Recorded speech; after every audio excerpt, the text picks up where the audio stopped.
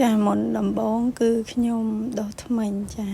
ដុសធ្មេញហើយលុបមុខលុបអីឲ្យស្អាតនេះគឺជាសកម្មភាពមុនទៅបង្រៀនរបស់ខ្ញុំតបមកគឺខ្ញុំពាក់ខោអាវស្លៀកសំពត់ដែលខ្ញុំបានត្រៀមរួចរាល់ហើ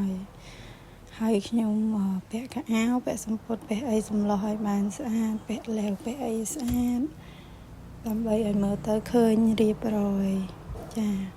បន្តមកទៀតគឺខ្ញុំសម្លោះវាបានស្អាតចាសម្លោះដាក់អាវក្នុងសំពត់ឲ្យបានស្អាតរៀបរយបន្តមកទៀតគឺខ្ញុំជូតមុខឲ្យស្អាតសិនព្រោះឲ្យខ្ញុំចេញពីបន្ទប់ទឹកមកមុខរាងសើមហើយទៅខ្ញុំបតក់ភ្នែកបន្តិចដោយសារភ្នែករបស់ខ្ញុំហ្នឹងគឺត្រូវការបតក់រាល់ថ្ងៃចាបន្ទាប់មកខ្ញុំលាបមុខបន្តិចគឺលាបសេរ៉ូមបន្តិចលាប sunscreen បន្តិចចាហើយទៅខ្ញុំស្រ័យសក់មកខ្ញុំសិតសក់បន្តិចចាសក់ខ្ញុំរាងវែងបន្តិចទៅខ្ញុំសិតសក់រៀបចំខ្លួនចាលើពងពុះសក់សិតសក់សិតអីតមកទៀតគឺខ្ញុំចងសក់ខ្ញុំសាមញ្ញទេចងហើយក៏ខ្ញុំដាក់ទឹកអប់តិចទៅរៀងឈ្ងុយចឹងណាកុំឲ្យស្អុយដាក់កសិ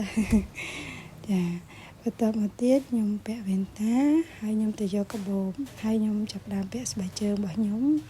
ដើម្បីចេញទៅសាលារៀនហើយខ្ញុំមកដល់សាលារៀនហើយបាយបា